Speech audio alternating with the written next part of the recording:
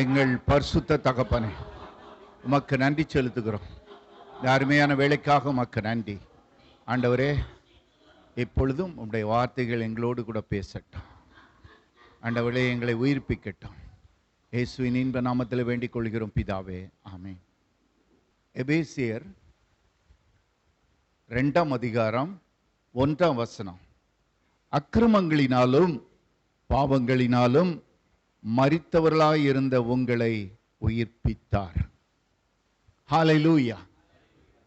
நாம் அக்கிரமங்களினாலும் பாவங்களினாலும் மரித்து போயிருந்தோம். And you hath he quickened who were dead in trespasses and sins. ஆண்டவர் நம்மை உயிர்ப்பித்தார் என்று வேதத்திலே பார்க்கிறோம். எப்பொழுது? நாம் மரித்தவர்களாக இருந்த பொழுது. பாவத்துக்கும் அக்கிரமத்திலும் நாம் அதில் ஈடுபட்டு நாம் மரித்தவர்களாக இருக்கும் பொழுது இயேசு நம்மை உயிர்ப்பித்தார். எபேசியர் 2ஆம் அதிகாரம் 4-5 வசனங்களில் பார்க்கிறோம். தேவனோ இரக்கத்தில் ஐசுவரியமுள்ளவராய் நம்மில் அன்பு கூர்ந்த தம்முடைய மிகுந்த அன்பினாலே, நம்மில் அன்பு கூர்ந்த தம்முடைய மிகுந்த அன்பினாலே அக்கிரமங்களில் மரித்தவர்களாய் இருந்த நம்மை கிறிஸ்துவுடனே கூட உயிர்ப்பித்தார். கிருபையினாலே ரட்சிக்கப்பட்டீர்கள். ஹல்லேலூயா. ஆண்டவர் நம்முடைய நிலைமையை இங்கு நமக்கு தெளிவாக சொல்லிக் கொடுக்கிறார். நாம் எப்படி இருந்தோம், எப்படி ரட்சிக்கப்பட்டோம் என்று. தேவன் நம்மை நம்முடைய அக்கிரமங்களினாலும் பாவங்களினாலும் ஆவிக்குரிய நிலையிலே மரித்து போயிருந்தோம். Spiritually dead. நமக்கும் ஆண்டவருக்கும் சம்பந்தம் கிடையாது. ஒருவேளை நம்மில் அநேகர் கிறிஸ்டியன்ஸா இருக்கலாம். ஆனா பைபிளை வாசிப்போம், ஜெபிப்போம். அவங்க ஏன்னா நம்முடைய பெற்றோர் சொல்லுவாங்க, இந்த வசனங்களெல்லாம் வாசித்தா சாப்பாடு கிடையாது, வாசித்து என்னட்ட ஒப்பிக்கலைன்னா இந்த மத்தியான சாப்பாடு கிடையாது. இப்படியாக நம்மை கம்பல் பண்ணியிருக்காங்க. ஆனால் அந்த வசனம் நம்மிடத்திலே அப்பொழுது கிரியை செய்யவில்லை. நாம் ஜெபித்திருக்கிறோம். அந்த ஜெபங்கள் எந்த பிரயோஜனமும் இல்லாத ஜெபங்கள். ஏனென்றால் நம்முடைய வாழ்க்கையை அது உயிர்ப்பிக்கவில்லை. ஏனென்றால் நம்முடைய வாழ்க்கையில பாவங்கள் நிறைந்திருந்தது. பாவம், அக்கிரமம் நம்முடைய வாழ்க்கையிலே நிறைந்திருந்தது. நாம் ஸ்பிரிச்சுவலாக டெட்டாக இருந்தோம். தேவனுடைய கற்பனைகளுக்கு விரோதமாக இருப்பதிலும் பரிசுத்தத்துக்கு எதிராக இருப்பதிலும் நாம் முன்னேறி ஒவ்வொரு நாளும் சென்று கொண்டிருந்தோம். இந்த உலகத்துக்கு ஏற்றவாறு நாம் வேஷம் போட்டோம், ஓடிக்கொண்டிருந்தோம். நாம் தேவனுக்கு பயப்படுவது போல இருந்தோம். ஆனால் உள்ளூர நம்முடைய இருதயத்திலே பயம் இல்லை.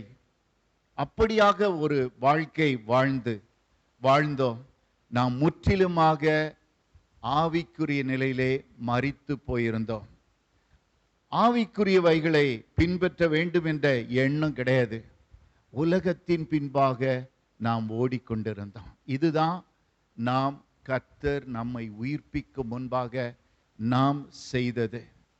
எல்லாரும் நாம் மரித்து தான் போயிருந்தோம். ஒவ்வொருத்தரும் ஒவ்வொரு விதமாக. சிலர் பாருங்க, மரித்தோர் அவங்களுடைய சரீரம் சாதாரணமாக நீங்க பாருங்க, வாருக்கு சென்றவங்க அங்கு மரித்து போயிருப்பார்கள்.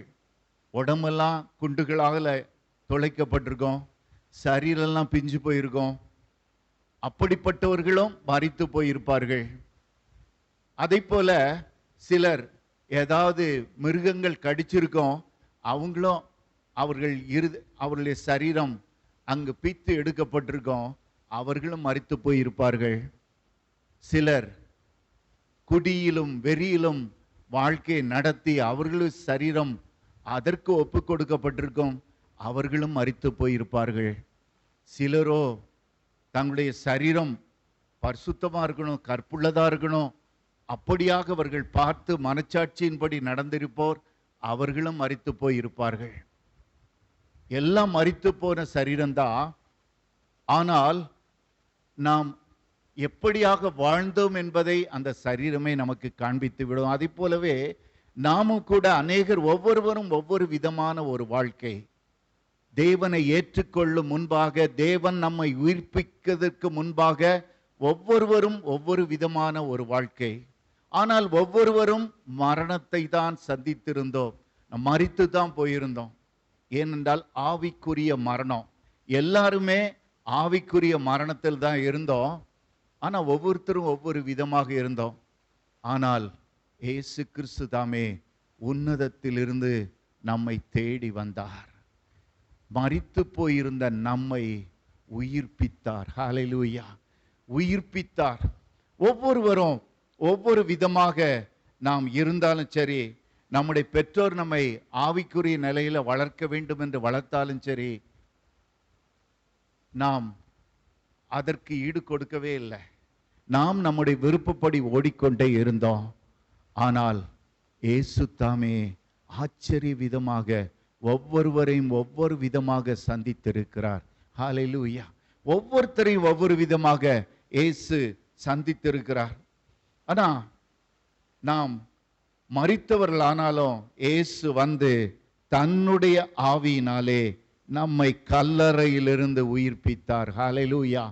நம்ம எப்படி உயிர்ப்பிக்கப்பட்டோன்னு நினைச்சு பார்த்தோம்னா அவைகள் இன்றும் ஆச்சரியமானவைகள் தான். அவர் சந்தோஷமும் களிப்பும் நிறைந்த உலகத்தை, வாழ்க்கையை நமக்கு அருளி செய்தார். நாம் சமாதானம் இல்லாமல் ஓடினோம், சந்தோஷம் இல்லாமல் ஓடினோம், நிம்மதியை தேடி ஓடினோம், இரவெல்லாம் தூக்கம் இல்லாமல் கிடந்தோம். இப்படியெல்லாம் நம்முடைய வாழ்க்கையில இயேசு இல்லாத ஒரு வாழ்க்கை வெறுமையான வாழ்க்கையாக இருந்தது. அது மரித்தவர்களாக நம்மை மாற்றி போட்டது. ஆனால் இயேசு நம்மை தொட்டார். இயேசு நம்மை உயிர்ப்பித்தார். இயேசு உயிர்ப்பித்த உடனே நம்முடைய வாழ்க்கை சந்தோஷமும் சமாதானமான வாழ்க்கையாக மாறி போய்விட்டது.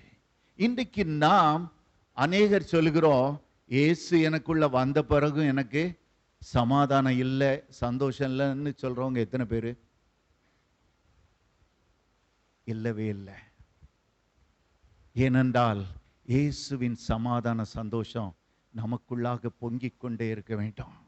உங்களுடைய அதுவரைக்கும் நீங்கள் எப்படியெல்லாமோ இருந்திருக்கலாம்.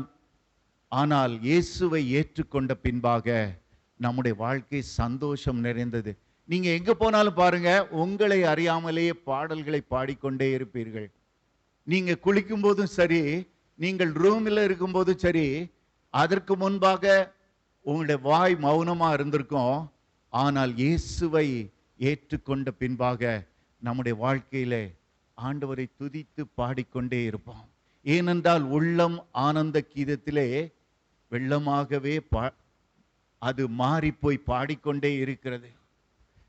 ஆத்தும நேசரை நம்ம துதித்து கொண்டே இருப்போம். நம்முடைய இருதயம் அது களிப்பினாலே நிறைந்த இருதயம். அப்படியாக நம்முடைய வாழ்க்கை மாறி போனது. அவர் நம்மை உயிர்ப்பித்தார். தேவனோடு கூட, தேவன் தாமே நம்மோடு கூட இடைப்பட்டார். நாம் மரித்தவர்களா இருக்கும்போது இயேசு தாமே நம்மை தேடி வந்தார். அதான் முக்கியம். உலகத்துல நம்ம விரும்பத்தகாதவர்களாக போகும்போது, நாம் கீழே அடிமைத்தனத்திலே இருக்கும் பொழுது, பாவ பழக்க வழக்கத்திலே இருக்கும் பொழுது, இல்லாவிட்டால் நிம்மதி இல்லாமல் இருக்கும் பொழுது, நோயுற்றவர்களாக இருக்கும் பொழுது உங்களை தேடி ஒருத்தருமே வரமாட்டாங்க. தோல்வி உள்ளவர்களாக நீங்கள் இருக்கும் பொழுது உங்களை ஆறுதல் படுத்த யாரும் வரமாட்டாங்க. ஆனால் இயேசு தேடி வந்தார். ஹல்லேலூயா! பரலோகத்திலிருந்து இறங்கி வந்தார். உங்களுடைய வாழ்க்கையில நிம்மதி இல்லாத வாழ்க்கையை சந்தோஷமான வாழ்க்கையை மாற்றும் பொருட்டு அவர் நீங்கள் எந்த இடத்துல இருந்தீர்களோ அந்த இடத்திலே உங்களை தேடி வந்து உங்களை உயிர்ப்பித்தார். நம்மை முதல்ல குழந்தைகளாக செரிப்பித்தார்.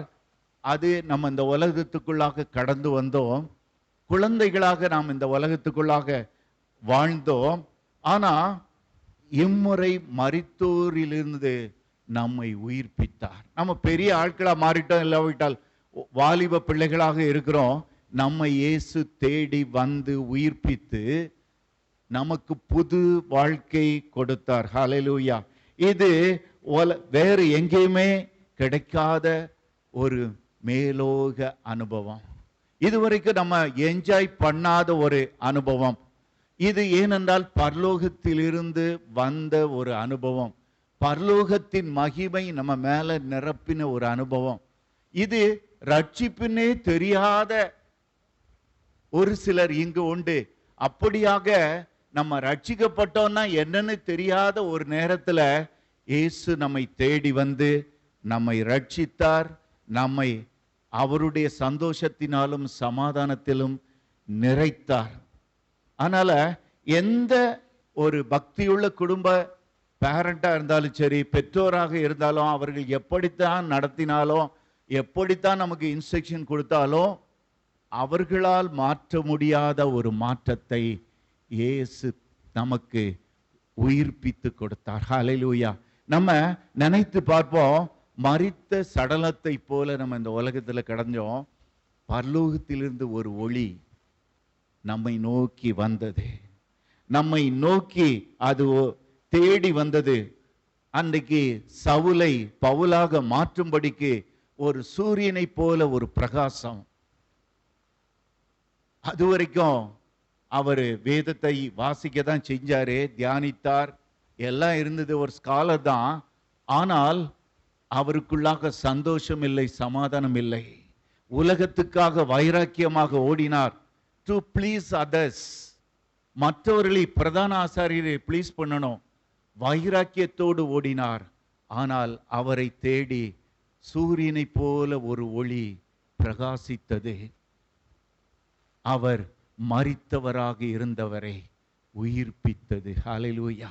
அதுவரைக்கும் அவர் எல்லாத்தையும் படிச்சிருந்தாரு, எல்லா ஸ்காலராக இருந்தாரு, பழைய ஏற்பாட்டெல்லாம் மனப்பாடம் பண்ணியிருந்தாரு. ஆனாலும் கிறிஸ்து அவரை மரித்தோரிலிருந்து உயிர்ப்பித்தார். ஹல்லேலூயா. அதை போலத்தான் நம்மளை கூட ஆண்டவர் உயிர்ப்பித்தார். ஒவ்வொருவரையும் தேடி வந்து அவர் ஜோதிகளின் பிதாவிடத்திலிருந்து அந்த ஒளி புறப்பட்டு வந்து நம்மை உயிர்ப்பிக்கிறது. எந்த மனிதனாலும் விவரிக்க முடியாத ஒரு ரட்சிப்பின் சந்தோஷம்.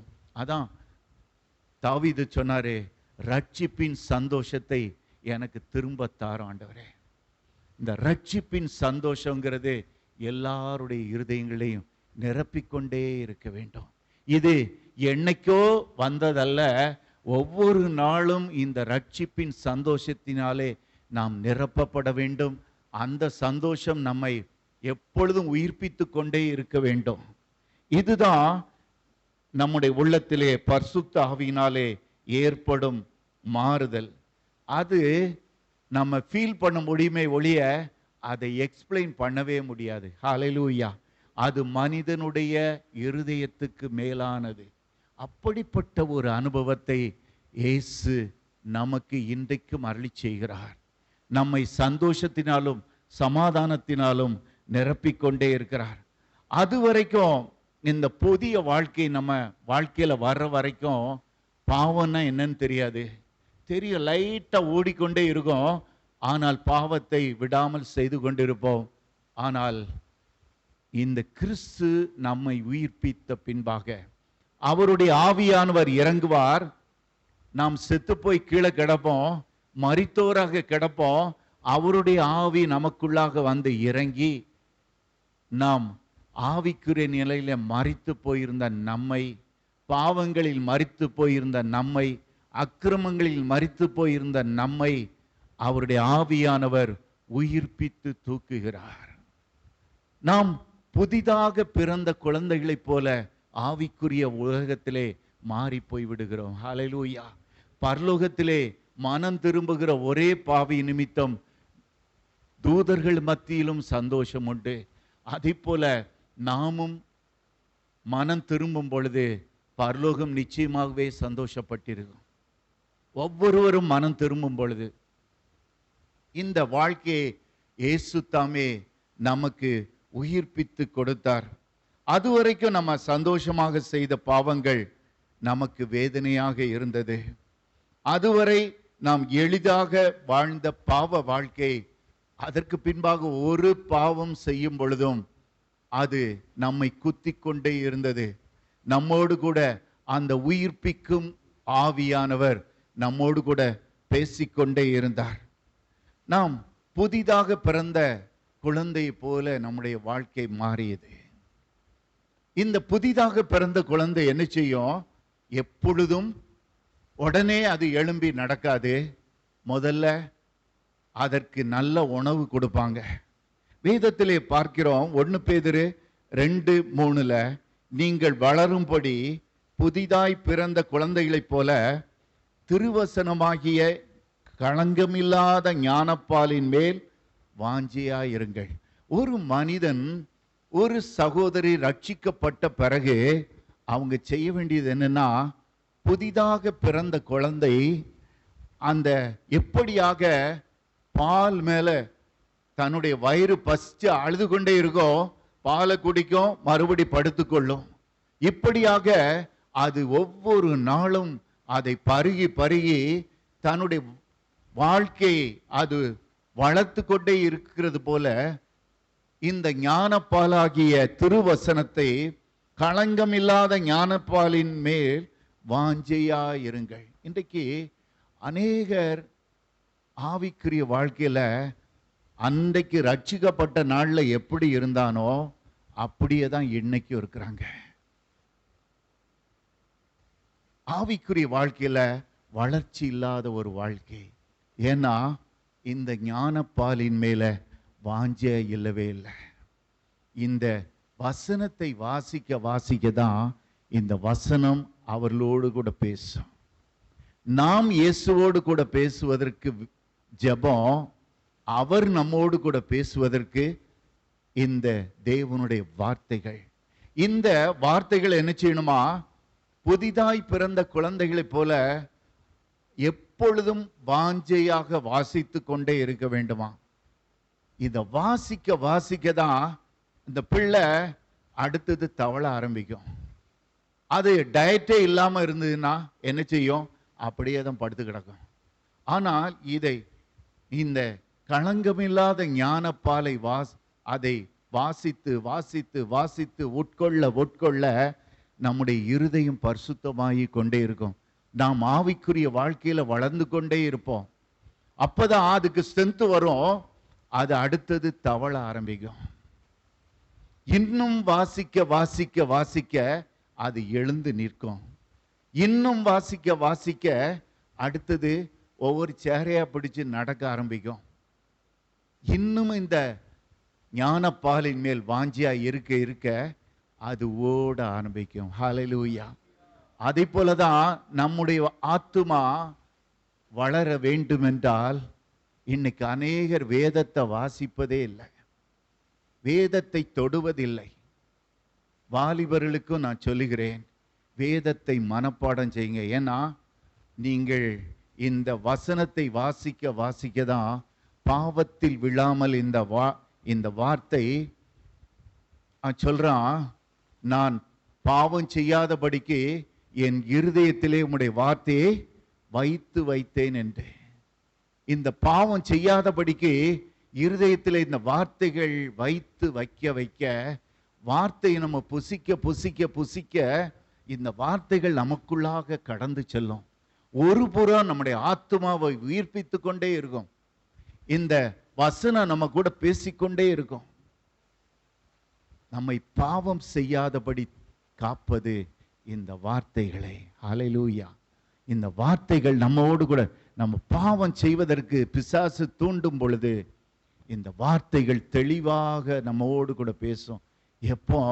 என்னைக்கோ வாசிப்பது அல்ல பிரியமானவர்களே, வாசித்து உட்கொண்டு அதை புசித்து கொண்டே இருந்திருக்க வேண்டும். அப்பொழுது அது மனப்பாடமா நம்முடைய இருதயத்தில் ஏறி இருக்கும் பொழுது அந்த வார்த்தைகள் நம்மோடு கூட பேசும், நம்மோடு கூட இடைப்படும். நம்ம எந்த சூழ்நிலைக்கு சென்றாலும் சரி, பிசாசு நம்மை தூண்டும் பொழுது வசனம் அதுதான் நம்மோடு கூட பேசும். வசனம் நம்மோடு கூட பேசும். அந்த பாவம் செய்யாதபடி பரிசுத்தமாக நாம் இருக்க கர்த்தர் உதவி செய்வார். ஹல்லேலூயா. இல்லவிட்டால் என்ன செய்யும் தெரியுமா? அந்த பிள்ளை ஒருவேளை எழும்பி நடக்க ஆரம்பிக்கும், கீழே விழுந்து கிடக்கும். மறுபடி எழும்பி உட்காரும், மறுபடி கீழே விழுந்து கிடக்கும். இப்படியாக அதுக்குடைய வாழ்க்கை விழுந்து விழுந்து விழுந்து எழும்பி அது நடந்து அதுக்கு பிறகு ஓடுறதுங்கிறதே பெரிய பாடாக மாறி போய்விடும். ஆனால் வசனத்தை நீங்கள் வாசிக்கும் பொழுது இந்த களங்கமில்லாத ஞானப்பால் நமக்கு ஸ்ட்ரென்த் கொடுத்து கொண்டே இருக்கும். ஹல்லேலூயா. இதை வாசிக்க வாசிக்க வாசிக்க இதற்குள்ளாக நமக்கு அது சென்று கொண்டே இருந்து ஸ்ட்ரென்த்தை கொடுத்து கொண்டே இருக்கும். ஆவிக்குரிய எப்படி நாம் வாழ வேண்டும்? ஏனென்றால் இந்த வேதத்தை போல ஒரு மகத்துவமானது ஒன்றுமே இல்லை. இந்த உலகத்திலும் எப்படி இருக்க வேண்டும், பரலோகத்திலும் எப்படி இருக்க வேண்டும், பரிசுத்தவான்களுக்கு ஏற்ற விதமாக எவ்வாறு இருக்க வேண்டும், எல்லாவற்றையும் கற்றுக் கொடுக்கிறது இந்த தேவனுடைய வார்த்தை. ஏனென்றால் இந்த தேவனுடைய வார்த்தைகள் தேவனுடைய ஆவியினாலே எழுதப்பட்டிருக்குது. அதனால தான் நாம் இதை கடமைக்காக வாசிக்க வேண்டாம், வாசிக்க வேண்டும், வாசிக்க வேண்டாம். இது எப்படியாக சிறு பிள்ளை ஆசை வைத்து அது எப்பொழுதும் அழுது அழுது வாஞ்சையோடு பாலை கொடுக்கிறதோ அதை போல ஆசையோடு இந்த வேத வார்த்தைகளை நாம் வாசித்து புசிக்கும் பொழுது இந்த வார்த்தைகள் நம்மை ஆவிக்குரிய நிலையில அதிகமாக வாழ வைக்கிறது. அதனால எப்பொழுதும் நாம் இந்த களங்கம் இல்லாத ஞானப்பாலிலே நாம் எப்பொழுதும் ஆசை உள்ளவர்களாக நாம் இருக்க வேண்டும். அதைத்தான் ஆண்டவர் இன்றைக்கு விரும்புவார். 2 தீமோத்தேயின் புஸ்தகம் 3ஆம் அதிகாரம் 15 முதல் 17 வரைக்கும் யாராவது வாசிங்க. 2 தீமோத்தேயு 3ஆம் அதிகாரம் 15 முதல் 17 வரைக்கும்.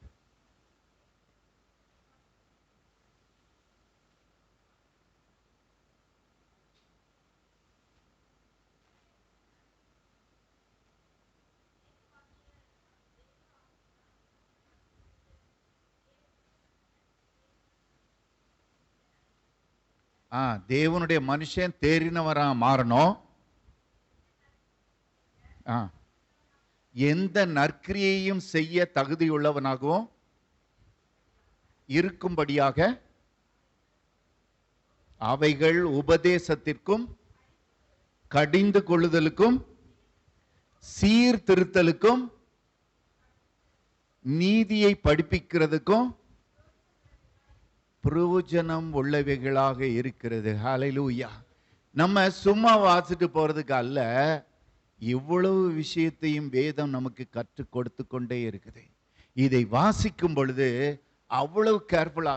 இப்போ நிறைய பேர் வாசிப்பது இது இன்னும் நான் பார்க்கும் பொழுது வாசிக்கிறது இது இவனோட பேசுதா, இது அவனுக்குள்ளது, இது இவளுக்குள்ளது, இப்படி அல்ல. வார்த்தைகளை வாசிக்கும் போது நம்ம சொல்லணும், ஆண்டவரே என்னோடு பேசும், ஏன் கூட இந்த வார்த்தைகள் பேசணும். ஆண்டவரே நான் இது மூலமா நான் பலன் அடையணும், நான் ஆவிக்குரிய நிலையில வளரணும், ஏன் கூட பேசட்டும். அப்படியாக நாம் வாஞ்சிக்கும் பொழுது அந்த வார்த்தைகள் நம்மோடு பேசும். அது நம்மை திருத்தும், நமக்கு உபதேசம் பண்ணும், நம்மை கடிந்து கொள்ளும், ஆவிக்குரிய நிலையில நம்மை மாற்றும். தீமோத்தேயு பாருங்க, பரிசுத்த பவுலோடு நிறைய பேர் சீஷர்கள் இருந்தாங்க, நிறைய பேர் இருந்தாங்க, ஒவ்வொரு ஊழியத்திலையும் ஹெல்ப் பண்றவங்க நிறைய இருந்தாங்க. ஆனா பரிசுத்த பவுல் தீமோத்தேயுவை என்னுடைய ஆவிக்குரிய மகன் என்று சொல்வார், விசுவாசத்தினாலே உண்டான மகன் என்று சொல்லுவார். ஏன் தெரியுமா? அவர் சிறு வயதிலிருந்து வேதத்தை வாசித்தவர். ஹல்லேலூயா. ரட்சிப்புக்கேற்ற ஞானமுள்ளவனாக்கத்தக்க வேத வார்த்தைகள். ரட்சிப்பு எல்லாருக்குள்ளே வந்துட்டுது, ஆனா ரட்சிப்பு எல்லாருக்கும் கிரியை செய்யல. ரட்சிப்பு எல்லாருக்குள்ளேயும் வந்துட்டுது. நான் ரட்சிக்கப்பட்டவன் எல்லாருக்கும் நாம் சொல்லிக் கொள்ளுவோம். Praise the Lord brother. ஒவ்வொருத்தருக்கும் வித்தியாசம் இருக்கு. இன்னைக்கு நான் விசுவாசிகளை பார்க்கும்போது கிட்டத்தட்ட நான் ரட்சிக்கப்பட்டு 47 வருடங்கள் ஆகின்றன. இந்த ஆவிக்குரிய நிலையில அநேகரை பார்த்திருக்கிறேன். ஆனா விசுவாசிகளுக்குள்ளாக அநேக மாற்றங்கள் உண்டு. ஒருத்தரை போல ஒருத்தர் இருப்பதில்லை. ஏனென்றால் இந்த வேத வார்த்தைகளை அவர்கள் கனம் பண்ணுவதில்லை. அது அவர்களோடு கூட பேசுவதில்லை. அது அவர்களை மாற்றுவதில்லை. ஏனென்றால் அதற்கு இடம் கொடுப்பதில்லை. எவ்வளவு தூரம் அந்த வார்த்தைகளுக்கு இடம் கொடுக்கிறோமோ, கர்த்தருக்கு பயப்படும் பயம் இருக்கிறதோ, அப்படித்தான் ஒரு விசுவாசி மாற முடியும். அதனால விதவிதமான விசுவாசிகள் இந்த உலகத்துல உண்டு. ஆனாலும் தேவன் நம்மை விரும்புவது வேத வார்த்தைகளால் நிரப்பப்பட்ட தேவனுக்கு பிரியமான ஒரு விசுவாசியாக நாம் பரலோகத்தோடு கூட இணைந்து வாழும் ஒரு வாழ்க்கை. அதனால நாம் அப்படிப்பட்ட ஒரு வாழ்க்கை வாழ வேண்டும். புதிதாக பிறந்த குழந்தையை போல நாம் நம்முடைய வாழ்க்கை ஓடி செல்ல வேண்டும். நம்முடைய விசுவாச வாழ்க்கையில நிறைய பிரச்சனைகள் வரத்தான் செய்யும்.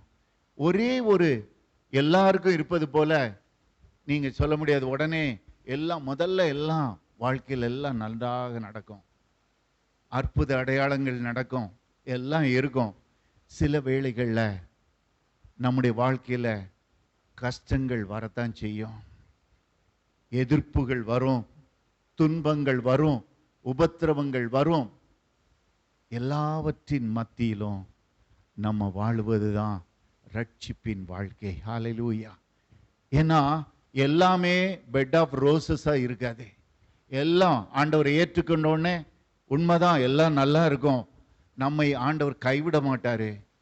தம்மை நம்பின பிள்ளைகளை ஒரு நாளும் கைவிடவே மாட்டாரு. ஆனால் பிசாசின் வெறுப்புகள், எதிர்ப்புகள், பிரச்சனைகள் எல்லாம் நமக்குள்ளாக கடந்து வரலாம்.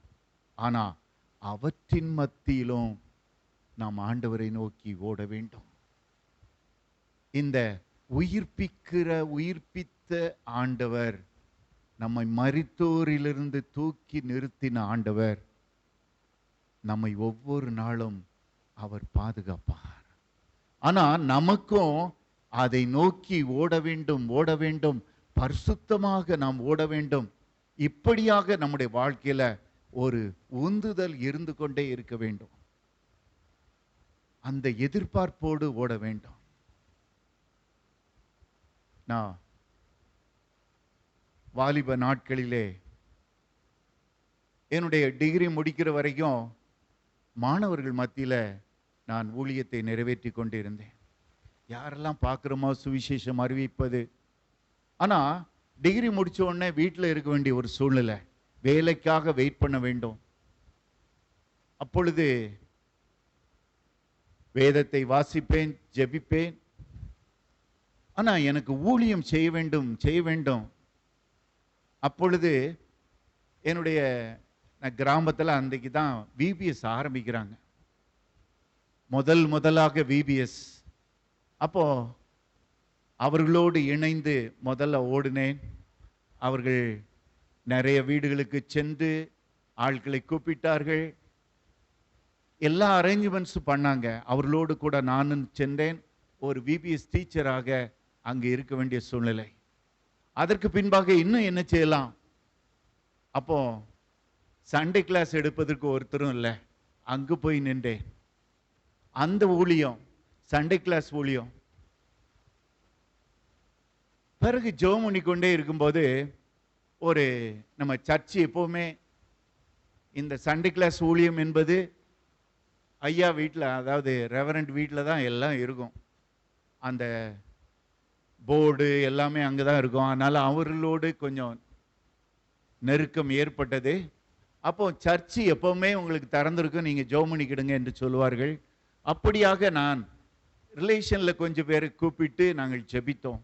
சின்ன குழுவாக அங்கு ஜெபிக்க ஆரம்பித்தோம். அப்பொழுது என்னுடைய ரிலேஷன் ஒரு தம்பி, அவன் கூட வருவான். அவனுடைய வாழ்க்கையில ஒரு ஒரு ஏமாற்றம் இருந்தது. அது ஆண்டவரை ஏற்றுக்கொண்டான். நாங்கள் ஜெபம் பண்ணினோம், ஆண்டவர் கிரியை செய்தார், அவன் ஏற்றுக்கொண்டான். அதற்கு பின்பாக பாருங்க, அவனுடைய வாழ்க்கையில ஒரு மாற்றம். அவனுக்கு ஒரு கோர்ஸ் கிடைச்சது, அங்கு போய் சேர்ந்தான். அங்கு போய் சேர்ந்த பின்பாக அவனுடைய வாழ்க்கை மாறி போனது. எல்லாருமே அபிஷேகம் பெற்ற பிள்ளைகள் இருந்த ஒரு இடம். அங்கு போய் எல்லாரும் அபிஷேகம் பெற்றுக்கொண்டார்கள். இவனும் ஆவிக்குரிய நிலையில அபிஷேகத்தை பெற்றுக்கொண்டான். ஆவிக்குரிய நிலையில அவன் நல்ல வளர்ந்து வரும் பொழுது திடீர்னு அவனுடைய வாழ்க்கையில ஒரு கசப்பு வந்தது. திடீரென்று அவனுடைய தகப்பர் இறந்து போனார்கள். அவர் எப்பொழுதுமே கொஞ்சம் கோபப்படுகிற ஒரு மனுஷன். திடீர்னு பார்த்தா ஒரு நாள் ஒன்றுமே இல்லை, சிக்னஸ் அது வரைக்கும் இல்லை. திடீரென்று வீட்டில் இருந்தவர் அப்படியே படுத்தாரு, மரித்து போய்விட்டார். நெஞ்சு வலிக்குன்னு சொன்னார், படுத்தார், மரித்து போய்விட்டார். இவன் தான் மூத்த பையன், வேற யாரும் வேலையில் கிடையாது, அம்மாவும் வேலையில் இல்லை. இப்போ அந்த குடும்பம் எப்படி சின்ன, இன்னும் 2 பிள்ளைங்க உண்டு.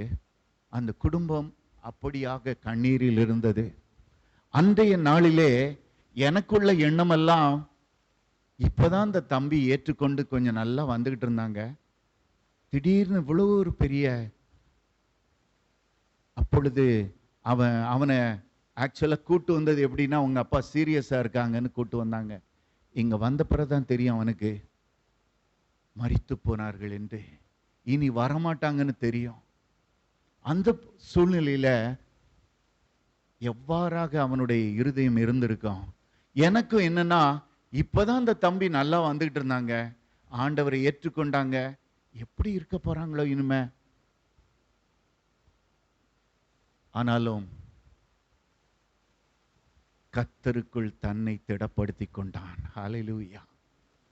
அந்த சூழ்நிலையில அநேகர் பாருங்க மாறி போயிடுவாங்க.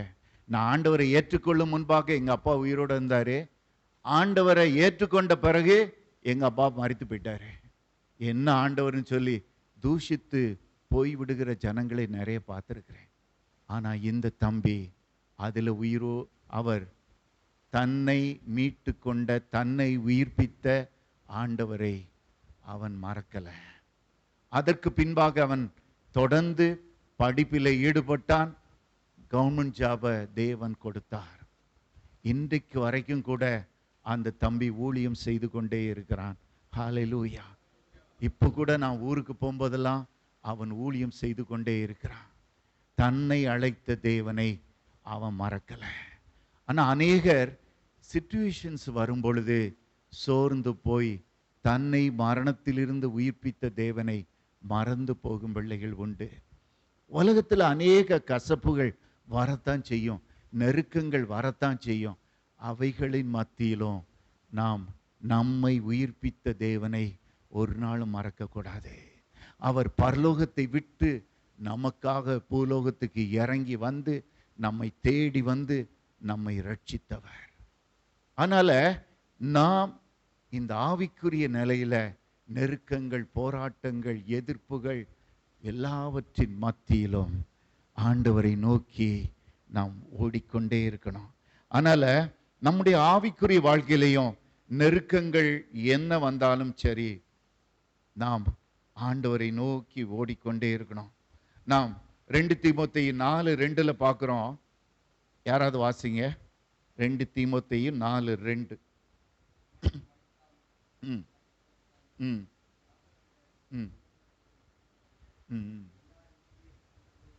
போதுமா? சமயம் வாய்த்தாலும் சரி வாய்க்காட்டாலும் சரி, சுவிசேஷத்தை பிரசங்கம் பண்ணு. இன்னைக்கு ஊழியம் செய்கிற பிள்ளைகள் குறைந்து போய்விட்டீர்கள். ஊழியத்தை உங்களால் எங்கெங்கெல்லாம் முடியுதோ அங்கெங்கெல்லாம் நீங்கள் நிறைவேற்ற வேண்டும். அப்பொழுதுதான் கிருபை பெருகிக் கொண்டே இருக்கும். ஹல்லேலூயா. அப்பொழுது நமக்கு ஆண்டவர் கொடுக்கிற சான்சஸை எங்கெங்கெல்லாம் சுவிசேஷம் சொல்ல முடியுமோ, யாருக்கெல்லாம் சொல்ல முடியுமோ, யாரெல்லாம் ஆறுதல் படுத்த முடியுமோ, யாருக்கெல்லாம் ஆண்டவருடைய அன்பை சொல்ல முடியுமோ சொல்லிக்கொண்டே இருங்கள். ஹல்லேலூயா. என்ன செய்தாலும், படித்தாலும் சரி, வேலை பார்த்தாலும் சரி, உங்களை தேடி ஆட்கள் வந்து கொண்டே இருப்பார்கள். நீங்கள் சுவிசேஷத்தை விடாமல் சொல்லிக்கொண்டே இருக்கணும். இந்த சுவிசேஷத்தை நீங்கள் சொல்ல சொல்லதான் நீங்களும் பரிசுத்தமாக மாறுவீர்கள். ஹல்லேலூயா.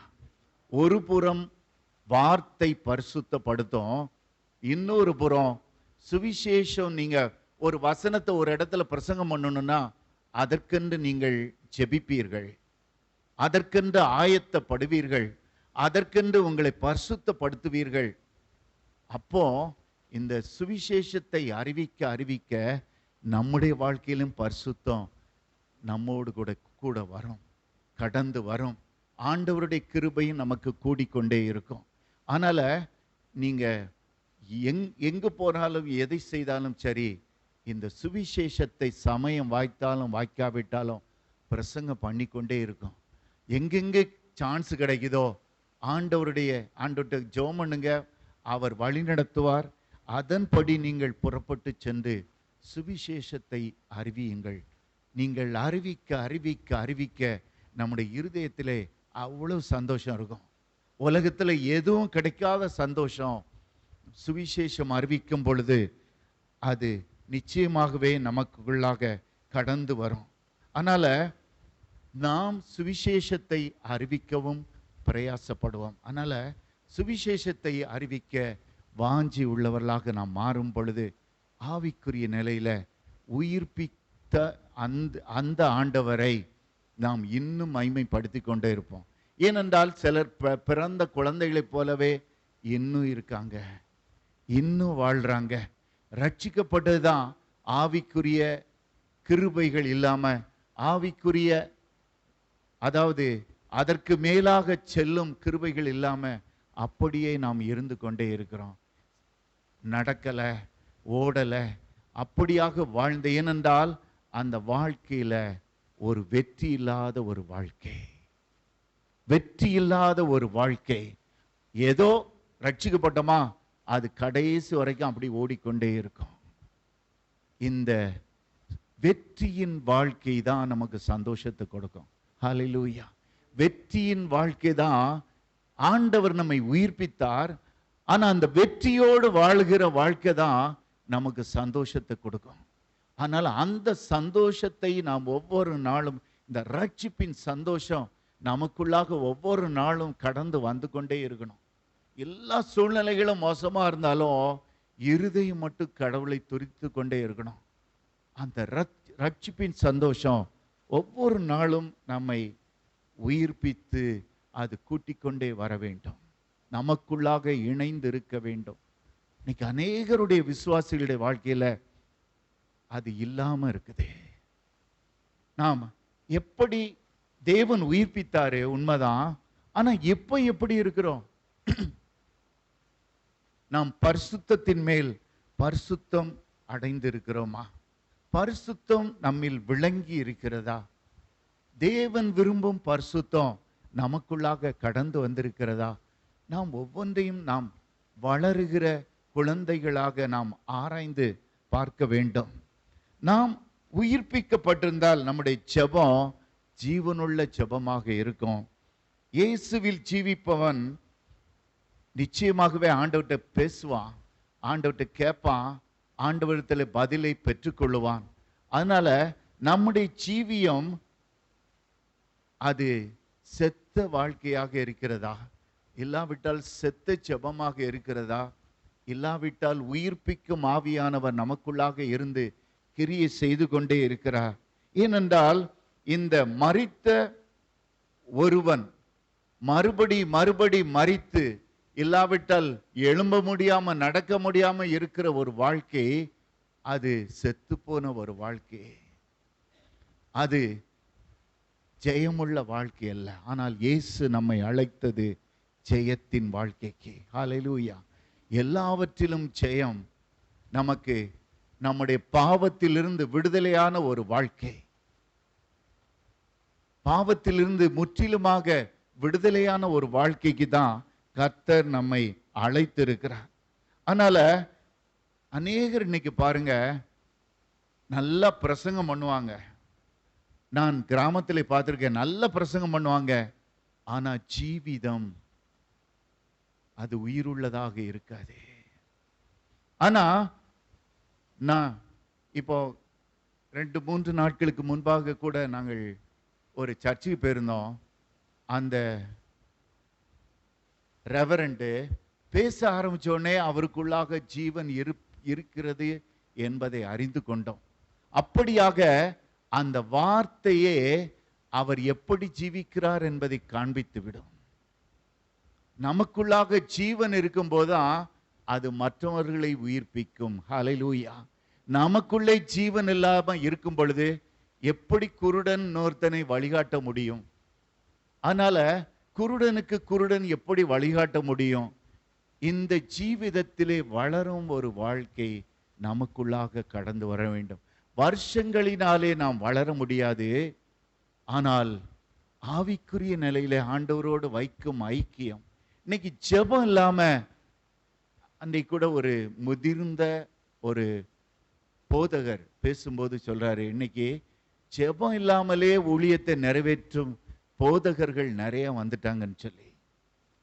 ஜெபம் இல்லாமலே, முழங்கால் போடாமலே, ஜெபிக்காமலே ஊழியத்தை நிறைவேற்றுபவர்கள் அதிகமாக வந்துவிட்டார்கள் என்று அவர் அன்றைக்கு மிகவும் மன வருத்தத்தோடு சொன்னார். இன்றைக்கு சூழ்நிலையை பார்க்கும் பொழுது ஜெபம் இல்லாமல் ஒரு மனிதன் வாழவே முடியாது, வாழக்கூடாது. அவன் செத்தவனாகத்தான் இருக்க முடியும். ஆவிக்குரிய நிலையில ஆண்டவர் மரித்தவனை உயிர்ப்பித்தார், ஆனால் அவன் கீழே தான் மறுபடியும் கிடக்கிறான்.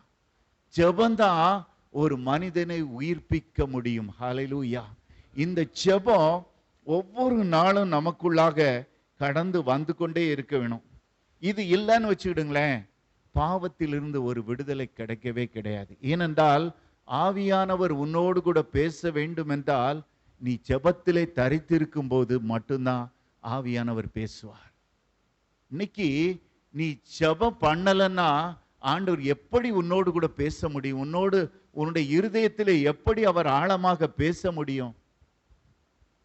ஜெபம் இல்லாம வாழ்க்கை செத்து போன ஒரு வாழ்க்கை. ஜெபம் இல்லாம நீ ஊழியம் செஞ்சா நீனே மரிச்சு போய் இருக்கிற, மற்றவனுக்கு எப்படி நீ ஜீவியத்தை கொடுக்க முடியும்? ஆனால் ஜெபித்து ஜெபித்து வாழும் ஒரு வாழ்க்கையை தான் ஆண்டவர் இன்றைக்கு விரும்புகிறார். நீ மரித்து போயிருந்த, உன்னை உயிர்ப்பித்தாரு, மறுபடியும் நான் மரித்து தான் போயிருப்பேன்னா பிரயோஜனம் இல்லை. இன்னைக்கு ஆண்டவர் அநேகருக்கு ஆவிக்குரிய வாழ்க்கையில வெற்றி இல்லாத வாழ்க்கை. பரிசுத்த பவுல் சொல்றாரு, கிரேத்தா தீவார் ஓயா பொய்யர். அவங்க விசுவாசிகள் தான், ஆனா அவங்க வாயிலிருந்து என்ன வருது? பொய். ஓயா பொய்யர். வாயை திறந்தாலே பொய் தான். இன்னைக்கு விசுவாசிகள் தான், ஆனா பொய் வாயிலிருந்து வருது. கெட்ட வார்த்தைகள் புறப்பட்டு வருகின்றன. ஆண்டவருக்கு பிரியமில்லாத சண்டைகள் புறப்பட்டு வருகின்றன. எல்லாவற்றிலும் ஒரு மனிதன் மாற வேண்டும் என்றால் நிச்சயமாகவே வேதத்தை அதிகமாக வாசியுங்கள், அதை தியானியுங்கள். ஏனென்றால் நம்ம அந்த பெரிய பட்டணத்தில் உள்ளவங்க அந்த பெரிய பட்டணத்துக்கு போனாங்க. அந்த பட்டணத்தார் 17-11 சரியா? அந்த பட்டணத்தார் மனோவாஞ்சியாய் வசனத்தை ஏற்றுக்கொண்டு காரியங்கள் இப்படி இருக்கிறதா என்று தினந்தோறும் வேத வாக்கியங்களை ஆராய்ந்து பார்த்ததினால் தெசலோனிக்கேயில் உள்ளவர்களை பார்க்கிலும் நற்குணசாலியாய் இருந்தார்கள். ஹல்லேலூயா. என்னாச்சுது? பெரிய பட்டணத்துக்கு போறாங்க, மற்றவங்க எல்லாம் அப்படி இல்லை. ஆனா இவங்க ஒவ்வொரு நாளும் வசனத்தை ஏற்றுக்கிட்டாங்க. அதுக்கு பிறகு வசனத்தை ஏற்றுக்கிட்டா ரட்சிக்கப்படுறதுன்னு அர்த்தம். ஆனா அதுக்கு பிறகு என்ன செய்யறாங்க? வேத வாக்கியங்களை ஆராய்ந்து பார்க்கறாங்க. காரியங்கள் எப்படி இருக்குதான்னு தினந்தோறும் வேத வாக்கியங்களை ஆராய்ந்து பார்த்ததினால் தெசலோனிக்கேயில் உள்ளவர்களை பார்க்கிலும் நற்குணசாலியாய் நற்குணசாலிகளாக இருந்தார்கள். ஹல்லேலூயா. இவர்கள் வாழ்க்கை மாறினது மட்டும் இல்ல, ரட்சிக்கப்பட்டது மட்டும் இல்ல, அவர்கள் ஒவ்வொரு நாளும் நற்குணசாலிகளாக மாறினதுக்கு காரணம் வேதத்தை ஆராய்ந்து பார்த்தார்கள். வாசித்தது மட்டுமல்ல, அவர்கள் ஆராய்ந்து பார்த்தார்கள். இந்த வார்த்தை அவர்களோடு பேசிக்கொண்டே இருந்தது. அப்பொழுது இதையெல்லாம் நம்ம விட்டுருவோம், ஆண்டவருக்கு பிரியமில்லாததெல்லாம் விட்டுட்டாங்க. அவர்கள் நற்குணசாலியாக மாறினார்கள். இந்த வார்த்தையை உங்களோடு பேச பேச பேச நீங்கள் நற்குணசாலிகளாக மாறுவீர்கள். பொய்யை ஓயா பொய்யர்ங்கிற பொய்யே உங்களை விட்டு கடந்து சென்று விடும். இந்த கெட்ட வார்த்தைகள் உங்களை விட்டு கடந்து சென்று விடும். அநேக ரட்சிக்கப்பட்ட விசுவாசிகள் நல்ல சர்ச்சுக்கெல்லாம் போறவங்க தான், ஆவிக்குரிய சபைக்குள்ள போறவங்க தான். ஆனால் அவர்களுக்குள்ளாகவும் அநேக துர்க்குணங்கள் உண்டு. அதை நம்ம நிறைய இடங்கள்ல பார்க்க முடிகிறது. அதனால ஆவிக்குரிய நிலையில வளர வேண்டும் என்றால் வேதம் வாசிப்பு, ஆராய்ந்து பார்த்தல், ஜெபித்தல். ஜெபம் பண்ணணும். முழங்கால் போடு, தனியா உட்கார்ந்து உன்னை ஆராய்ந்து பார், ஜெபி. அப்பொழுது கர்த்தர் உன்னோடு கூட பேசுவார். அப்படிப்பட்ட ஒரு வாழ்க்கை, அதோடு கூட இணைந்தது சுவிசேஷத்தை அறிவித்தல்.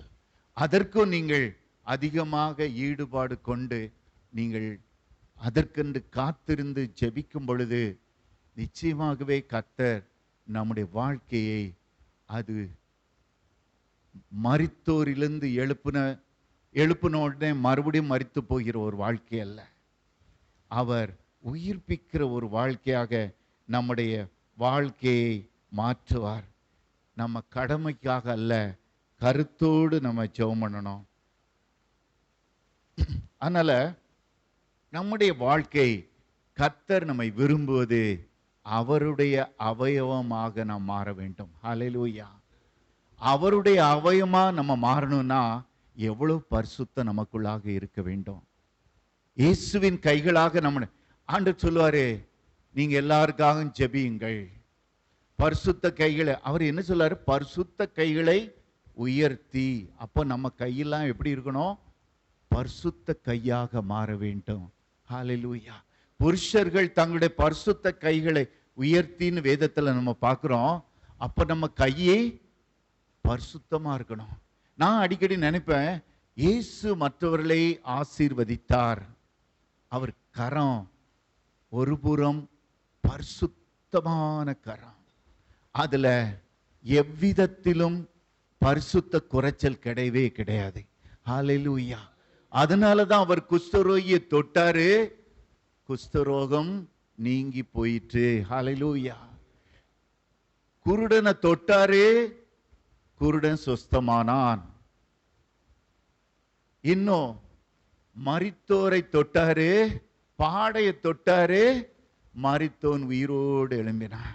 எவ்வளவு பரிசுத்தமான கை, அவருடைய கரம் எவ்வளவு பரிசுத்தமா இருந்திருக்கும். எவ்வளவு பரிசுத்தத்தோடு கூட அக்கினினாலே நிரப்பப்பட்டிருக்கும். ஹல்லேலூயா. அதனாலதான் அவர் எங்கு சென்றாலும் அற்புதம் நடந்தது. இந்த பரிசுத்தம் நமக்குள்ளாக கடந்து வர வேண்டும். என்னுடைய கைகள் பரிசுத்தமா இருக்குதா?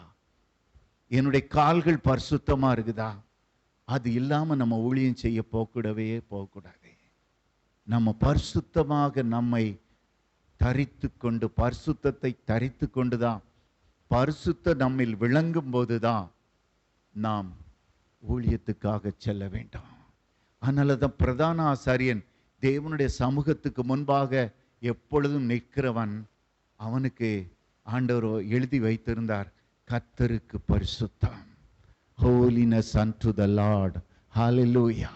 அது எப்பொழுதும் தேவனுக்கு முன்பாக, இந்த உடன்படிக்கை பட்டிக்கு முன்பாக, அந்த கர்த்தருடைய அந்த பரிசுத்தமான பரிசுத்த ஸ்தலத்தில் அவர்கள் எல்லாம் ஊழியம் செய்யும் பொழுது அவர்களுடைய வஸ்திரம் பரிசுத்தம், அவர்கள் பரிசுத்தமானவர்கள், அவருடைய நெற்றியில கர்த்தருக்கு பரிசுத்தம். இதெல்லாம் விளங்கும் பொழுது நம்ம ஊழியத்துக்கு செல்ல வேண்டாம். இந்த பரிசுத்தம் நம்முடைய ஆபரணமாக இருக்க வேண்டும். அதனாலதான் ரோமர் 6:19 பாருங்க, யாராவது வாசிங்க.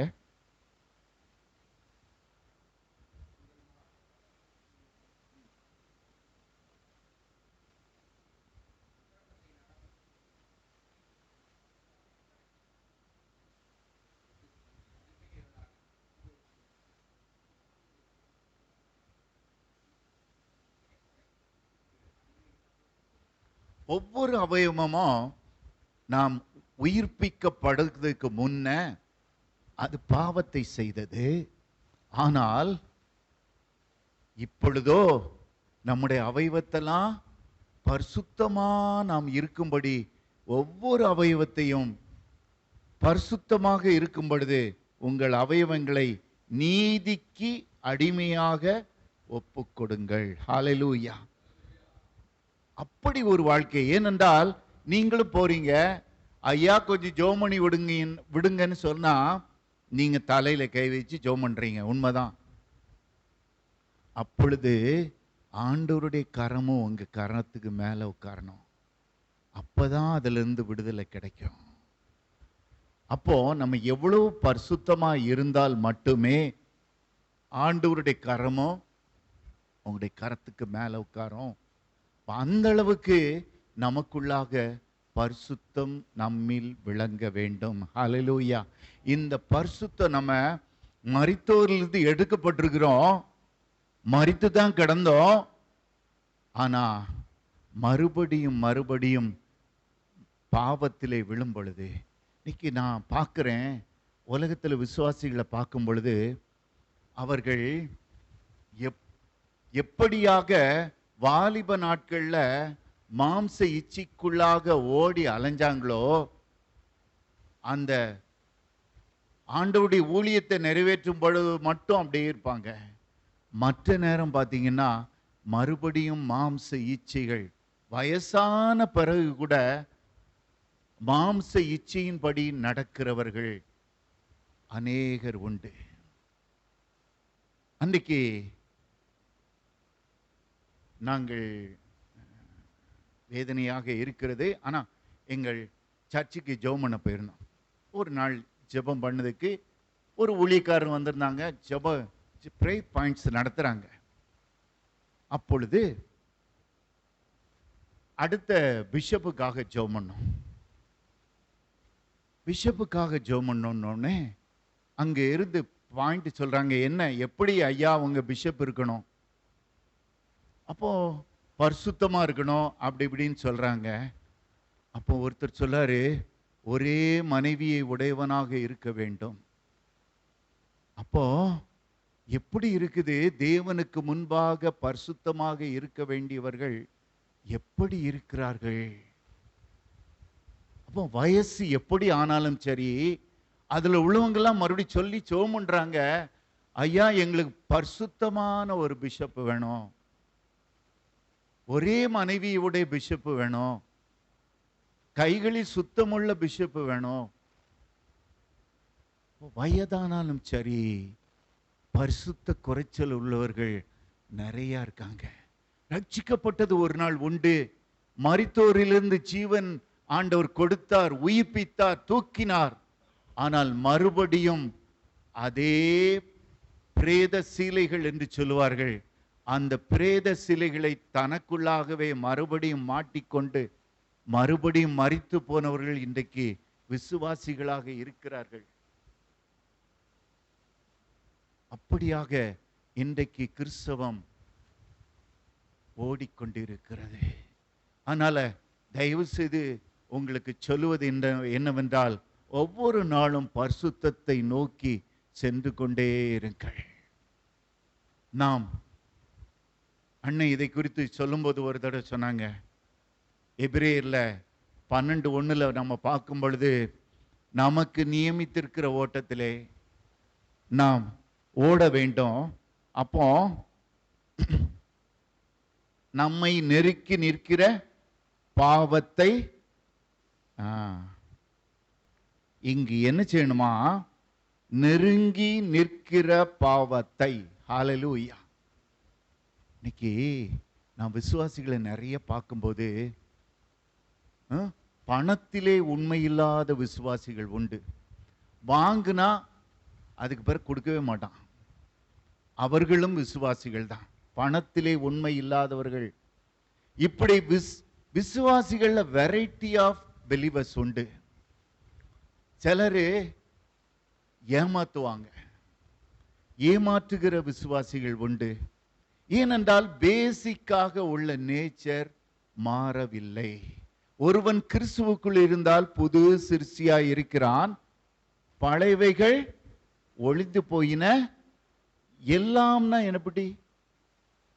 எல்லாம்னா எல்லாமே மாறி போக வேண்டும். எல்லாம் மாறி எல்லாம் புதிதாக மாறின அப்படின்னா, அதாவது டுவர்ட்ஸ் நேச்சர் ஆஃப் ஜீசஸ், கிறிஸ்துவை போல வாழும் ஒரு வாழ்க்கை, அதை நோக்கி நம்ம ஓடணும். அப்போ அண்ணன் என்ன சொன்னாங்கன்னா, ஒவ்வொரு மனிதனுக்கும் மனுஷிக்கும் அதுல ஸ்பெசிபிக்கா ஏன் சொல்றார், நெருங்கி நிற்கிற பாவம். ஒரே ஒரு பாவம் அந்த மனிதனாலோ மனுஷியாலோ விட முடியாம நெருங்கி வந்து கொண்டே இருக்குமா. சிலருக்கு பொய் ஃப்ளூயண்டா வரும், சிலருக்கு ஏமாத்துறது வரும், சிலருக்கு கெட்ட வார்த்தைகள் வரும், சிலருக்கு கோபம் வரும். ஒவ்வொருத்தருக்கும் ஒவ்வொரு விதமான பாவங்கள். அது ஒவ்வொரு மனுஷனுக்கும் மனுஷிக்கும் நெருங்கி நிற்கிற ஒரே ஒரு பாவம் உண்டா. அதனாலதான் பரிசுத்த பவுல் தெளிவா சொன்னாராம், இந்த நெருங்கி நிற்கிற பாவம் ஒவ்வொரு நாளும் மேற்கொள்ள வந்து கொண்டே இருக்கும். அதனால அந்த நெருங்கி நிற்கிற பாவத்தை தூக்கி எறி. ஒவ்வொரு மனுஷனுக்கும் நெருங்கி நிற்கிற ஒரு பாவம் உண்டு. அந்த பாவத்தை என்னவென்று ஆராய்ந்து ஆண்டவர்கிட்ட கேட்டுட்டு அதை தூக்கி எறி என்று அங்கு பரிசுத்த பவுல் சொன்னார் என்று நம்முடைய அண்ணன் ஒரு நாள் எக்ஸ்பிளைன் பண்ணாங்க. அதனால அந்த பாவத்தை நீங்கள் விட்டு விடும் பொழுது ஜெயத்தின் வாழ்க்கையை கர்த்தர் நமக்கு கொடுக்கிறார். ஹல்லேலூயா.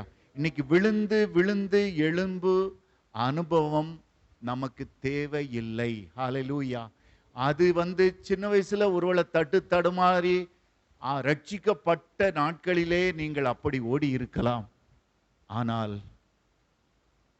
நாம் எழும்பி ஓட வேண்டியவர்கள், ஓடிக்கொண்டே இருக்க வேண்டியவர்கள். நான் எத்தனை நாள் தான் விழுந்து கொண்டே இருப்பேன்? எத்தனை நாள் தான் இன்னும் ஆண்டவரே ரட்சியும், ஆண்டவரே இந்த ஒரு தடவை? எத்தனை நாட்கள்? ஆண்டவர் நம்மை, நீங்க உங்க வாழ்க்கை எக்ஸ்பீரியன்ஸ்ல நீங்கள் போதகராக இருக்க வேண்டியவர்கள் என்று பரிசுத்த பவுல் சொல்றார். ஒரு தடவை நம்ம லைஃப்ல எவ்வளோ முன்னேறி நாம் ஓடி இருக்க வேண்டும். ஆனால் கிருபைகள்ல நாம் இன்னும் குறைந்தவர்களாக ஏன் காணப்படுகிறோம்? ஏனென்றால் பாவத்தில் இருந்து அநேகருக்கு விடுதலை இல்லை. பேசிக்காக இல்லாவிட்டால் நீங்கள் ஜெபத்திலே உறுதியாய் தரித்திருப்பதில்லை, இல்லாவிட்டால் வேத வசனத்தை ஆராய்ந்து பார்ப்பதில்லை, இல்லாவிட்டால் ஊழியத்தை நிறைவேற்றுவதில்லை. இன்னொன்னு நமக்கு தேவை, விசுவாசிகளுடைய ஐக்கியமும் தேவை. விசுவாசிகளுடைய ஐக்கியமும் தேவை. இதெல்லாம் நம்ம ஒழுங்கா ஓடும் பொழுது, ஐக்கியமும் இருக்கும் பொழுது இன்னும் அதிகமாக நாம் முன்னேறி செல்ல முடியும். அதனால நாம் ஆண்டவரோடு ஐக்கியப்பட்டவர்களாக நாம் ஓடுவதற்கு பரிசுத்த நமக்கு மிகவும் முக்கியம். எத்தனை வருடங்கள் இன்னும் குன்றி குன்றி குன்றி நடந்து கொண்டே இருப்போம்? எத்தனை வருடங்கள் இன்னும் குழந்தைகளாக இருப்போம்? தேவன் விரும்புவது மரித்தோரிலிருந்து எழுப்பிய இயேசு இன்றைக்கு உயிர்ப்பித்தார். உண்மைதான். மறுபடியும் நான் இங்க தான் கிடப்பேன், மறுபடியும் நான் கீழே தான் கிடப்பேன். இல்லை பிரியமானவர்களே, கர்த்தர் உங்களை, நான் மறுபடியும் படுக்கையோடு நான் கிடப்பேன், இல்லாவிட்டால் மறுபடியும் நான் செத்து போயிருப்பேன், மரித்து போயிருப்பேன், மறுபடியும் பாவத்துல தான் அடிமையா இருப்பேன். மறுபடியும், ஏனென்றால் பாவத்துக்கு அடிமையானவன் அவன் மரித்து போனவன் என்று, அக்கிரமங்களினாலும் பாவங்களினாலும் மரித்து போயிருந்த உங்களை என்றுதான் அங்கு பரிசுத்த பவுல் சொல்லுகிறார், நல்ல மரித்து மறுபடியும் மறுபடியும் நான் மரித்து தான் போவேன். இல்லை பிரியமானவர்களே, ஜீவிக்கிற வாழ்க்கையை இயேசு நமக்கு கொடுத்தார். மரித்தது உண்மைதான், ஆனால் தேவனால் உயிர்ப்பிக்கப்பட்ட நீ மறுபடியும் நான் மரித்து தான் போவேன், மறுபடியும் பாவத்தில் தான் வாழுவேன். எத்தனை வருடங்கள் இப்படியாக நீ கடந்து செல்ல முடியும்? எத்தனை வருடங்கள் மறுபடியும் மறுபடியும் அதே பாவத்தை நீ செய்து கொண்டே இருப்பாய். அதனால இன்றைக்கு ஆண்டவர்கிட்ட நம்ம விடுவோம், ஆண்டவர்கிட்ட கேட்போம், ஆண்டவரே, எல்லா மறுபடியும் பிறந்த மனிதன் அவன் புதிதாக புதிய சிருஷ்டியா மாறிட்டான். ஆண்டவரே, ஒருவன் கிறிஸ்துவுக்குள் இருந்தால் புது சிருஷ்டியா மாறிட்டான். பழையவைகள் என்னை விட்டு ஒளிந்து போக வேண்டும், பழையவைகள் என்னை விட்டு ஒளிந்து போக வேண்டும். நான் புதிதானவனாக மாற வேண்டும். ஆண்டவரே, நான் புதிதானவனாக நான் மாற வேண்டும். நான் தேவனுடைய பிள்ளையாக நான் மாற வேண்டும். ஆண்டவர் சொல்றாரு, கிரயத்துக்கு கொல்லப்பட்டீர்களே. இயேசு உன்னை பர்ச்சேஸ் பண்ணிவிட்டார். என்னைக்கு உயிர்ப்பித்தாரோ தன்னுடைய இரத்தத்தையே சிந்தி உன்னை மீட்டு கொண்டார். ஹல்லேலூயா. அவர் தன்னுடைய இரத்தத்தை கிரயமாக பிசாசுக்கு கொடுத்து நம்மை நம்மை புதிதான ஜீவன் உள்ளவர்களாக மாற்றி ransom பே பண்ணி, இவன் என்னுடையவன் இவள் என்னுடையவள் தூக்கி உயிர்ப்பித்தார். மறுபடியும் நம்ம அங்க போய் நிக்கலாமா? யாருக்கு நாம் அடிமைகளாக இருக்க வேண்டும்? உன்னை வாங்கின இயேசுவுக்கு. ஹல்லேலூயா. ஏனென்றால் ஒரு அடிமை எப்படி வாங்கப்பட, அடிமையை என்ன செய்வாங்க? அந்த நாட்களில் மீட்டு கொள்வார்கள்.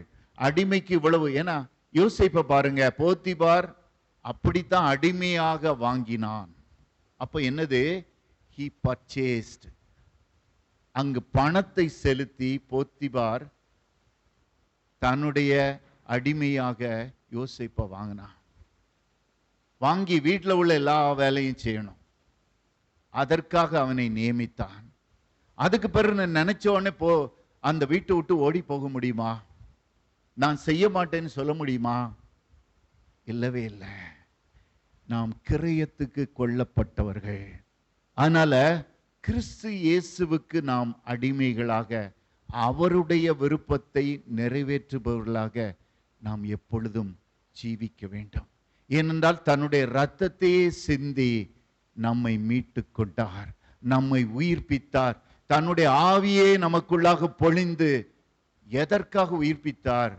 பாவம் இல்லாத ஒரு வாழ்க்கை, பரிசுத்தமுள்ள ஒரு வாழ்க்கை. அப்படிப்பட்ட வாழ்க்கையை நாம் வாழும்படிக்கு கர்த்தர் நம்மை மீட்டு கொண்டார். ஆனா நம்முடைய வாழ்க்கை இன்னைக்கும் பரிசுத்தமாக இருக்கிறதா? இன்றைக்கும் ஜெயம் கொடுக்கிற ஒரு வாழ்க்கையாக இருக்கிறதா? சற்று நம்மை ஆராய்ந்து பார்ப்போம். எனக்கு ஒரு விசுவாசி தெரியும். விசுவாசி அல்ல, அவன் ஊழியக்காரன் கூட. ஒரு நல்ல தம்பி. எப்படியாக அந்த தம்பி கான்டாக்ட் கிடைச்சதுன்னா, ஒரு தடவை செகண்ட் ஸ்டாண்டர்ட் படிக்கும்போது பொம்முக்கு இந்த இடத்துல ஒரு வெட்டு ஓடும் பொழுது ஸ்கூல்ல வெட்டி விட்டது. ஒவ்வொரு இடமாக நான் அங்கிருந்து ஒவ்வொரு இடமாக ஹாஸ்பிட்டல் போடி நானும் அவன் தான் போயிட்டு இருந்தோம். அப்பொழுது ரத்தம் நிற்கவே இல்லை, ஓடிக்கொண்டு இருக்கிறோம். ஒரு சரி, மத்தியான வேளை, எந்த ஹாஸ்பிட்டல்லையும் ஆட்கள் இல்லை, டாக்டர்ஸ் இல்லை. அப்பொழுது ஓடி செல்லும் பொழுது ஒரு இடத்துல டேர்ன் பண்ணோன்னு இதுல ஒரு ஹாஸ்பிட்டல் இருக்க, போய் கேட்போன்னு பார்த்தா அந்த ஹாஸ்பிட்டலில் அந்த அம்மா சொன்னாங்க, நான் பண்ணித்தரேம்மா, ஒன்றும் ஒரி பண்ணாதீங்க என்று அவர்கள் அன்போடு ஏற்றுக்கொண்டார்கள். அதற்கு பின்பாக ஸ்டிச்சஸ்லாம் போட்டாங்க. பிறகுதான் தெரியும் அந்த அம்மா ஒரு பிலீவர்னு. அப்பொழுது நான் அண்ணனுக்கு ஃபோன் பண்ணியிருந்தேன், அண்ணன் இந்த மாதிரி ஆயிட்டுது, இந்த மாதிரி ஸ்டிச்சஸ் எல்லாம் போட்டாச்சு, அப்போ அந்த அம்மா சொன்னாங்க, நீங்க போய் எதுக்கும் எக்ஸ்ரே டெக்னீஷியன்ட்ட போய் வேற ஏதாவது அடிபட்டிருக்கான்னு பார்க்கறதுக்காக எக்ஸ்ரே எடுங்க. உடனே எக்ஸ்ரே டெக்னீஷியன் போனோம். அவர் எடுத்து கொடுத்தார். அவரு அந்த கொஞ்சம் வெயிட் பண்ணுங்க நான் தரேன்னு சொல்லி சொன்னார். இப்படி பார்த்து கொண்டு இருக்கும்போது அண்ணன் வந்துட்டாங்க. அந்த எக்ஸ்ரே டெக்னீஷியன் அதுக்கு பிறகு அந்த ஷீட்டோட வரும்போது, இல்லை ஒன்றும் பிரச்சனை இல்லை உங்களுக்கு மேலெல்லாம் ஒன்றும் அடிபடலைன்னு அவர் சொல்லி கொண்டு வரும்போது அண்ணனை பார்த்தாரு. பார்த்த உடனே சொன்னார், ஆமாம் பிரதர், நீங்கள் அண்ணே நீங்கள் நேசரத்து பக்கம் உள்ளவங்க தானே? ஆமாம், நான் உங்கள் மீட்டிங்லாம் வந்திருக்கிறேன். அப்படியாக அவர் இன்ட்ரடியூஸ் ஆனார். அதற்கு பின்பாக அவங்க அந்த தம்பி வந்து கொஞ்சம் அட்டாச் ஆயிட்டார் எங்க கூட. ஊழியத்துக்காக வருவார், நம்ம வீட்டுக்கு வருவார். பிறகு அவர்கள் ஒரு ஃபேமிலி, ஒரு 5 பேர், அவங்க பிரதர்ஸாக 5 மெம்பர்ஸ், நல்ல ஒற்றுமையாக இருப்பாங்க. அவர்கள் மத்தியில் இவர் ஒவ்வொரு நாளும் ஒரு வாரத்துக்கு ஒரு நாள் அங்கே மினிஸ்ட்ரி, அதை செய்வதற்காக ஒரு தடவை எங்கள் ஃபேமிலியை கூப்பிட்டுருந்தாங்க. பிறகு மேக்ஸ்வெல்லு, ஆரோக்கியராஜன் உண்டு, அப்படியாக நம்ம அநேகமா அந்த பிரிட்டோ தம்பி, இப்படி கொஞ்சம் அப்பெல்லாம் வாலிபர்கள் எல்லாம் அவங்க எல்லாம் அங்கே போயிருந்தோம். இப்படியாக முதல்ல ஒரு ஐக்கியம் ஏற்பட்டது. பிறகு இந்த தம்பி நன்றாக வேதத்தை வாசிப்பாரு, ஜெபம் பண்ணுவாரு. அண்ணன் அவரை குறித்து சொல்வது என்னன்னா, பாரு அவனை பாரு, அவன் எவர் ரெடியா இருப்பான், இப்ப மெசேஜ் கொடுத்தாலும் நீ எடுக்க சொல்லு உடனே பண்ணிடுவான், அதுதான் ஜெயரன், அப்படித்தான் இருக்கணும் அப்படின்னு அடிக்கடி சொல்லுவாங்க. அப்படியாக எப்பவும் மெசேஜ அவன் ஆயத்தம் உள்ளவனா இருப்பாரு. ஆனா மெசேஜ் அண்ணனை மாதிரி சொல்ல மாட்டாங்க, எப்பவுமே ஜோக்கோட தான் பேசுவான் அந்த தம்பி. எல்லாரும் சிரிப்பாங்க. அப்படி ஒரு வாழ்க்கை. ஒரு நாள் இவன் எங்க வீட்டுக்கு வந்திருந்தான். எங்க வீட்டுக்கு வருவது வழக்கம். ஆனா நல்லா பிரச்சனை இல்லாம எங்களோட கூட பழகி கொண்டிருந்தான். அப்போ அன்னைக்கு எங்க வீட்டுக்கு வந்திருக்கான். அந்த நேரம் பார்த்து பீலாவுடைய தம்பி, அதாவது பெரியப்பா பையன் நேசரத்திலிருந்து வந்திருந்தான். அவன் வந்திருந்தான். அவன் உள்ள இருந்து அவன் பார்த்தான். பார்த்துட்டு சரி அவன் போயிட்டான். இந்த தம்பி போன பிறகு எங்களிடம் சொன்னா, ஏக்கா இவனை போய் ஏன்க்கா வீட்டுக்குள்ள ஏத்துற அப்படின்னு. அப்போ என்ன, இந்த தம்பி நல்ல தம்பி தான், நல்ல ஊழியம் செய்யறான், இவனை மட்டும் இவன் ஒரு திருட்டு போய் இவனை நம்பாதீங்க அப்படின்னு அவட்ட ஓப்பனா பேசினோடனே எங்களுக்கு ஷாக் ஆயிட்டு. அக்கா இவனை பற்றி உங்களுக்கு தெரியாது, இவன் வந்து நேசரத்தில் முதல்ல ஏமாத்தினான். அங்கே ஒரு ஹாஸ்பிட்டலில் வேலை பார்க்கும்போது சில அமௌண்ட் எல்லாம் சுருட்டிட்டு மறுபடி பாம்பேக்கு போயிட்டான். பாம்பேயில் போய் சில வருஷங்கள் இருந்துட்டு அங்கே உள்ளவங்களெல்லாம் ஏமாத்திட்டு தான் இங்கே சென்னைக்கு வந்திருக்கான். இவனை குறித்து கேர்ஃபுல்லாக இரு என்று சொல்லிட்டு போயிட்டான் அவன். ஆனால் எங்கிட்ட அவன் நேர்மை உள்ளவனாக இருந்தான், ஒன்றும் பிரச்சனையே இல்லை. ஆனால் பாருங்க காலங்கள், இது கிட்டத்தட்ட ஒரு 5, நம்ம கேம்புக்கெல்லாம் வருவான், எல்லாரு கூடயும் இருப்பான். அப்படியாக ஐக்கியம் வளர்ந்து கொண்டே இருந்தது. அண்ணன் கூட அட்டாச்மெண்ட் உண்டு, எங்க கூட உண்டு. இப்படியாக ஆனால் எங்கள்கிட்ட ஒரு நாளும் ஏமாத்தினதும் இல்லை.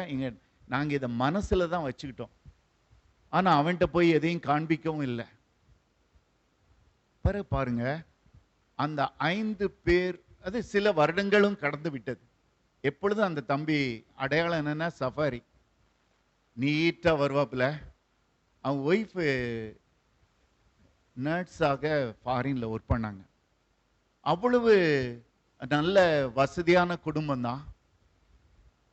அவன் இந்த 5 பிரதர்ஸ் உண்டு, ரொம்ப க்ளோஸ். அந்த ஃபேமிலியில ஒரு மெம்பராக தான் அந்த தம்பி இருந்தாப்புல, அவ்வளவு ஐக்கியம். அப்பொழுது திடீர்னு சொன்னாங்க, அதுல ஒரு அண்ணன் அவங்க நம்ம ஊழியத்துக்கு போனதுனால அவங்க ஒரு இடத்துல ஒரு டாக்டரை பார்க்கறதுக்காக அந்த இடத்துல எக்ஸ்ரே இருந்தது. அப்போ இந்த அன்னை உட்கார்ந்துருந்தாங்க. அப்போ நீங்க என்னென்ன எங்க உட்கார்ந்துருக்கீங்கன்னு கேட்டேன். அப்போ சொன்னாங்க, இல்லை பிரதர், நம்ம தம்பி அவர் வந்து நீங்க அண்ணன் விஆர்எஸ் கொடுங்க, அதுல பணம்லாம் வரும்ல, அதை வச்சு இந்த மாதிரி மிஷின்ஸ் எல்லாம் கொஞ்சம் வாங்கி நம்ம ஒரு லேப் வச்சிருவோம்னு சொன்னாங்க. அதனால வச்சிருக்கிறோம். பிறகு கொஞ்ச நாள் கழிச்சுது, ஒரு இன்னொரு இடம், ஒரு பெரிய ஹாஸ்பிட்டல், அங்கேயும் லேப் எல்லாம் வச்சிருந்தாங்க. லேப் யார் வச்சிருக்காங்கன்னா இன்னும் சிலர்கிட்ட வாங்கி இந்த தம்பி அங்க வச்சிருக்காப்ல. இப்படியாக அதுவும் சில மாதங்கள் கடந்தது. அந்த லேபை ஓபன் பண்றதுக்காக ஒரு தடவை நாங்க சென்றிருக்கும் போது அண்ணன் சொன்னாங்க, ஜெயகரன் இவன் போற போக்கு கொஞ்சம் சரியா தெரியலையே அப்படின்னு சொன்னாங்க. ஏன்னா பெண் பிள்ளைகள் நடமாட்டமும் இருக்கிற மாதிரி இருக்க அப்படின்ட்டு என்கிட்ட கொஞ்சம் தனியாக பேசிக்கிறாங்க. 2 பேரும் பைக்கில் போயிருந்தோம், பேசிக்கொண்டே வந்தார்கள். இவனுடைய ஆக்டிவிட்டிஸ் கொஞ்சம் சரியில்லாத மாதிரி இருக்குது ஜெயகரன். கொஞ்ச நாட்கள் கழித்து போலீஸ் தேட ஆரம்பித்தது. ஏனென்றால் எந்த வருமானத்தையும் யார்ட்டையும் கொடுக்கல, எல்லாத்துட்டையும் அமௌண்ட்டை வாங்கி அதை அப்படியே போட்டது மாதிரி போட்டு அவங்களுக்கு எந்த அமௌண்ட்டு கொடுக்கல. அவன் சொல்லியிருக்கான், நிறைய அமௌண்ட்டு உங்களுக்கு வரும், நான் ரீபே பண்ணிடுறேன்னு சொல்லி ஒன்றும் கொடுக்காத மாதிரி இருந்தது. ஆனால் கடைசியில் போலீஸ் தேடுகிறது என்று. ஆனால் அவன் அதை விட்டு ஒளிந்து கொண்டான். பிறகு ஒரு ஸ்டேஜ் ஆயிட்டுது, அவன் சென்னையை விட்டு காலி பண்ணி இன்னொரு இடத்துக்கு போயிட்டான். இவர்களெல்லாம் முயன்றார்கள், இடமே கண்டே பிடிக்க முடியல. ஒரு தடவை அண்ணனை பார்க்கறதுக்கு ஒரு வயசான பாட்டியமா போயிருக்காங்க. அப்போ, ஐயா உங்களை தேடி வந்தேன், என்னம்மா என்ன விஷயம் அப்படின்னு கேட்டு, ஐயா என்னுடைய பிள்ளைக்கு திருமணத்துக்காக 3 லட்சம் வச்சிருந்தேன். அப்போ இந்த தம்பி வந்தாப்புல, ஏம்மா ஏன்ட்ட கொடுங்க, நான் உங்களுக்கு வட்டியெல்லாம் கொடுத்துருந்தேன், இதை வச்சு நான் இந்த மாதிரி ஒரு லேப் ஆரம்பிக்க போறேன், 3 லட்சம் ரூபாய் வாங்குறேன் ஐயா, என் பிள்ளை கல்யாணத்துக்குன்னு வச்சது ஐயா, இப்போ ஏமாத்திட்டு போயிட்டான் ஐயா, எங்க போனான்னு தெரியலையே. ஒரே அழுகை அழுதுதான். ஆனா அந்த தம்பியோ திரும்பவே இல்லை, திரும்பவே இல்லை. பிரசங்கம் பண்ணவர், ஊழியத்தை செய்தவர், ஓடி ஓடி சுவிசேஷத்தை அறிவித்தவர், வேத வசனத்தை ஆராய்ந்து பார்த்தவர் தான். ஆனா பேசிக்காக மரித்து போயிருந்தார். அவனுடைய சுவாபம் மாறவில்லை. ஒருவன் கிறிஸ்துவுக்குள் இருந்தால் புது சிருஷ்டியா இருக்கிறான், பழையவைகள் ஒளிந்து போயின, எல்லாம் புதிதாயின. மாறவில்லை. என்னுடைய பிரதர்ல என்ன சொன்னானோ அது சென்னையிலும் நடந்து விட்டது. நான் எங்ககிட்ட ஒரு நாளும் அப்படிப்பட்ட எண்ணம் கொண்டவனாக இது பண்ணதாக இல்லவே இல்லை. ஆனா இவங்க எல்லாருமே, அந்த பிரதர்ஸ் எல்லாம் சொன்னாங்க, எங்களை மோசம் போக்கிவிட்டான், நம்பிக்கை வைத்து மோசம் போக்கிவிட்டான். பாருங்கள், பல வருடங்கள் கழிந்தன, அண்ணனும் போயிட்டாங்க. அதுக்கு பிறகு பார்த்தா எங்கேயோ கேள்விப்படுறோம், இந்த இடத்துல அவன் இருக்கிறான், அவன் இந்த இடத்துக்கு பேச வந்திருக்கான், இந்த இடத்துல போஸ்டர் இருக்கு பாருங்க அப்படின்னு. அதையும் யாரோ அனுப்பியிருந்தாங்க. பார்த்தா என்ன பெயர் போட்டிருந்தாங்கன்னா, இந்த ஊரில் உள்ள மாவட்ட ஜெப ஐக்கியத்தின் செயலாளர், அவர் பேரை போட்டு அது மாவட்ட ஜெப ஐக்கியத்தின் செயலாளர் அப்படின்னு போட்டிருக்கு. இப்போ எங்களுக்கெல்லாம் மறுபடியும் ஒரு ஷாக். பார்த்தீங்கன்னா அதுவும் சில வருடங்கள் கடந்து போய்விட்டு சமீபத்தில் அந்த சகோதரன் ஆக்சிடென்ட்ல மரித்து போய்விட்டான். இப்ப எங்க போயிருப்பான்? சற்று யோசித்து பாருங்கள். எங்க போயிருப்பான்? இவ்வளவு பேரையும் ஏமாற்றி கண்ணீர் வடிக்க வைத்த சகோதரன் எங்க போயிருப்பான்? நாம் வேதம் சொல்லுகிறது, மோசம் போகாதிருங்கள். அதனாலதான் மோசம் போகாதிருங்கள். நம்முடைய சுவாபம் உண்டு, நெருங்கி நிற்கிற பாவங்கள் உண்டு. நெருங்கி நிற்கிற ஒரே ஒரு பாவம் உண்டு. இந்த பாவத்துக்கு நாம் அடிமையே ஆகாதபடிக்கு இன்னைக்கு உலகத்துல அநேக விசுவாசிகள் வித்தியாசமானவர்களாக இருக்கிறார்கள். ஆனால் நாம் ஒரே ஒருவரை நோக்கி, அந்த பரிசுத்தத்தை நோக்கி நாம் செல்ல வேண்டும். நம்ம நினைக்கலாம், இவனை விட நான் பரிசுத்தம், இவனை விட பரிசுத்தம், இவளை விட பரிசுத்தம். இப்படி அல்ல பிரியமானவர்களே. இயேசுவை போல பரிசுத்தம். நாம் அவ்வாறாக பரிசுத்தமாக இருக்கிறோமா என்பதை நோக்கி சற்று ஆராய்ந்து பார்த்து நாம் சென்று கொண்டே இருக்க வேண்டும். வேதம் சொல்லுகிறது 1 தெசலோனிக்கேயர் 5:23, உங்கள் ஆவி, ஆத்துமா, சரீரம் முழுவதும் நம்முடைய கர்த்தராகிய இயேசு கிறிஸ்து வரும்போது குற்றமற்றதாய் இருக்கும்படி காக்கப்படுவதாக. எதெல்லாம்? ஆவியும் சரி, ஆத்துமாவும் சரி, சரீரமும் சரி, எல்லாம் பரிசுத்தமாக இருக்க வேண்டும். அதனாலதான் வேதத்திலே நாம் பார்க்கும் பொழுது ஆண்டவர் பேதுரு சொல்லும் பொழுது அவர் சொல்லுகிறார், அப்போஸ்தலர் 2:40 பார்க்கிறோம், இன்னும் அநேக வார்த்தைகளாலும் சாட்சி கூறி மாறுபாடுள்ள இந்த சந்ததியை விட்டு விலகி உங்களை ரட்சித்துக் கொள்ளுங்கள் என்றும் புத்தி சொன்னான். இந்த சந்ததி மாறுபாடு உள்ளதுதான். ஆனா அதை விட்டு நாம் என்ன செய்யணும்? விலகி செல்ல வேண்டும். இயேசுவை மட்டும் நாம் பார்த்து கொண்டு நாம் ஓடும் பொழுது, நாம் அசுத்தமானதை தொடாதிருந்து இயேசுவை மட்டும் நாம் நோக்கி ஓடும் பொழுது நிச்சயமாகவே நம்முடைய இலக்கை நோக்கி நாம் ஓடி செல்ல முடியும். எபேசியர் 5:2 பார்க்கிறோம், கிறிஸ்து நமக்காக தம்மை தேவனுக்கு சுகந்த வாசனையான காணிக்கையாகவும் பலியாகவும் ஒப்பு கொடுத்து நம்மில் அன்பு கூர்ந்தார். ஹல்லேலூயா. நான் எப்படி செய்தாராம்? தம்மை தேவனுக்கு சுகந்த வாசனையான காணிக்கையாகவும் பலியாகவும் ஒப்பு கொடுத்து நம்மில் அன்பு கூர்ந்தார். எவ்வளவு ஆச்சரியமான அன்பு தெரியுமா? வேதத்திலே நாம் பார்க்கும் பொழுது அவருடைய அன்பை எண்ணி எண்ணி நாம் யோசிக்கும் பொழுது, தியானிக்கும் பொழுது, அந்த அன்பு அறிவு கிட்டாத அன்பு. எபேசியர் 3:10 பார்க்கிறோம், 19 அறிவு கட்டாத இயேசுவின் அன்பு. அந்த அன்பை ஆராய்ச்சி செய்து அறியவே முடியாது. அப்படிப்பட்ட ஒரு விலையேற பெற்ற அன்பு அவர்தான், இயேசுதான் நமக்காக பலியாக மாறினார். சுகந்த வாசனையான பலியாக தம்மைத்தாமே ஒப்பு கொடுத்தார். எதற்காக தெரியுமா? ஒவ்வொருவரையும் மரித்தோரிலிருந்து உயிரோடு எழுப்பும்படிக்கு.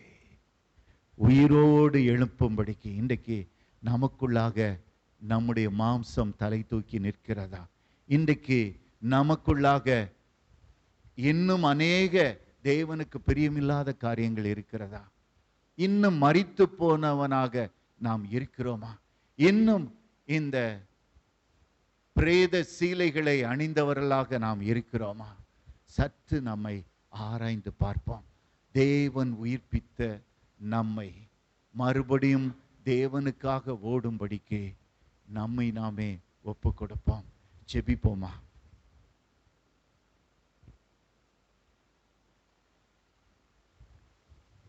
அக்கிரமங்களினாலும் பாவங்களினாலும்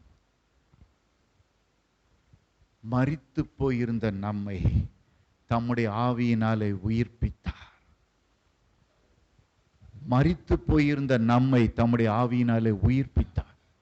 இன்றைக்கு நாம் மரித்து போயிருந்தவர்களாக இருக்கலாம். இந்த ஆவியானவர் வரும் பொழுது கர்த்தர் தாமே, கர்த்தருடைய ஆவி எங்கேயோ அங்கு விடுதலை உண்டு. கர்த்தருடைய ஆவி எங்கேயோ அங்கு விடுதலை உண்டு. இந்த விடுதலையை நாம் ஆவியானவர் மூலமாக முற்றிலுமாக பெற்றுக்கொள்ள முடியும். நம்முடைய லைஃப் ஒரு ஜெயமுள்ள வாழ்க்கையாக இருக்க வேண்டும். பாவத்திலிருந்து ஜெயம் எடுக்கிற ஒரு வாழ்க்கையாக இருக்க வேண்டும். மரித்து போனோம், உயிர்ப்பித்தால் மறுபடியும் மரித்து விழுந்து விழுந்து எழும்பும் வாழ்க்கை அல்ல, கிறிஸ்துவோடு இணைந்த ஒரு வாழ்க்கையாக இருக்கணும். அப்பா பிதாவே என்று கூப்பிடு பண்ணுகிற புத்திர சுவிகாரத்தின் ஆவியை நம்ம பெற்றிருக்கிறோம்.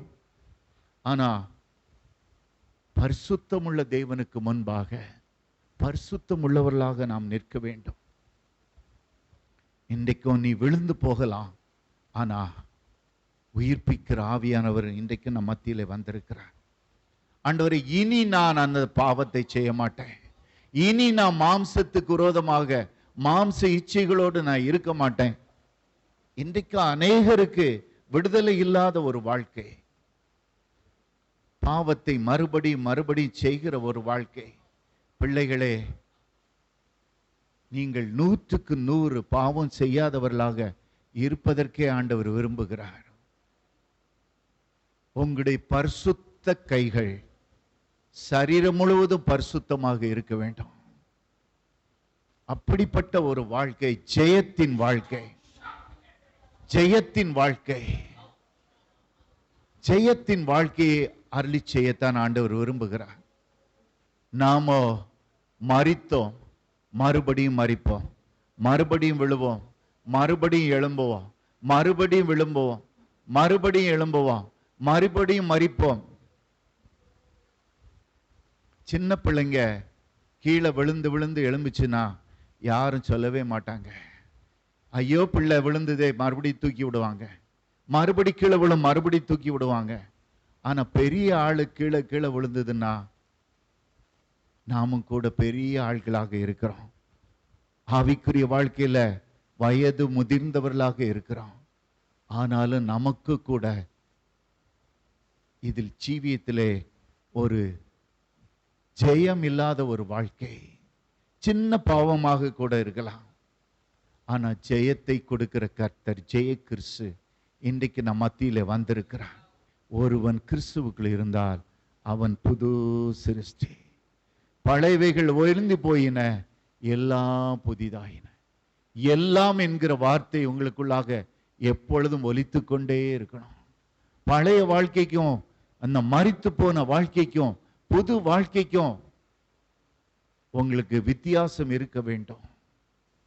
ஆண்டவரே, எனக்கு உதவி செய்யுங்க, உதவி செய்யுங்க தகப்பனே, உதவி செய்யுங்க. எதுலையும் நான் உண்மை இல்லாதவனாக இருக்கிறேன், உமக்கு உண்மை இல்லாதவளாக நான் இருக்கிறேன். ஆண்டவரே, இன்றைக்கு உயிர்ப்பியும். இந்த ஆவியானவர் இன்றைக்கு நமக்குள்ளாக கடந்து வரப்போகிறார். ஆவியானவர் தான் உயிர்ப்பிக்கும் ஆவியானவர். தம்முடைய ஆவியினால தான் அவர் உயிர்ப்பித்தார். மரித்தோரிலிருந்து உங்களை தூக்கி எடுத்தார். மறுபடியும் அதே ஆவியானவர் நமக்குள்ளாக கடந்து வரப்போகிறார். பிரியமான தேவ ஜனமே, நமது அன்பு சகோதரர் அவர்கள் கொடுத்த தேவ செய்தியை உங்களிடமாக நாங்கள் ஒளிபரப்பி உள்ளோம். இந்த தேவனுடைய வார்த்தை உங்கள் ஒவ்வொருவருக்கும் பிரயோஜனமாக இருந்திருக்கும் என்பதில் எனக்கு எந்த சந்தேகமும் இல்லை. இந்த தேவனுடைய வார்த்தையை மற்றவர்களிடமாகவும் நீங்கள் பகிர்ந்து கொள்ளும்படி உங்களை நான் அன்போடு கூட கேட்டுக்கொள்கிறேன். உங்களுக்கு இருக்கும் ஜெப விண்ணப்பங்களை எங்களிடமாக தெரியப்படுத்த நாங்கள் வாஞ்சிக்கிறோம். திரையில் காணப்படுகிற தொலைபேசி எண்ணிற்கும் அலைபேசி எண்களுக்கும் நீங்கள் அழைத்து உங்கள் ஜெப விண்ணப்பங்களை சொல்லும் பொழுது உங்களுக்காக நாங்கள் ஜெபிக்க ஏதுவாக இருக்கும். 24 மணி நேரமும் உங்களுக்காக நாங்கள் ஜெபிக்க வாஞ்சிக்கிறோம். திரையில் காணப்படும் எண்ணை நீங்கள் தொடர்பு கொண்டால் தேவனுடைய வார்த்தையை உங்களுக்கு நேராக ஊழியர்கள் கொண்டு வருவார்கள்.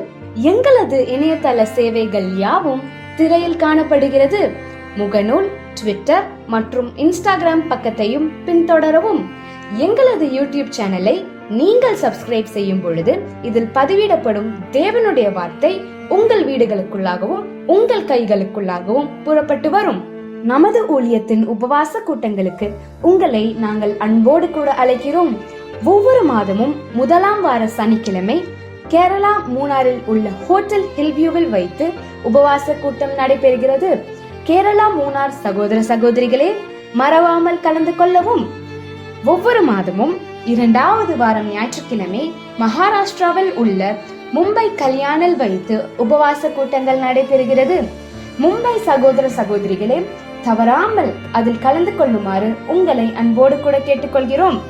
ஒவ்வொரு மாதமும் 3வது சனிக்கிழமை திருநெல்வேலி தென்காசி மாவட்டத்தில் உள்ள ஹோட்டல் ஆனந்தா கிளாசிக்கில் வைத்து உபவாச கூட்டங்கள் நடைபெறுகிறது. திருநெல்வேலி தென்காசி மாவட்டத்தில் உள்ள உங்கள் யாவரையும் அன்போடு கூட கலந்து கொள்ளும்படி உங்களை அழைக்கிறோம்.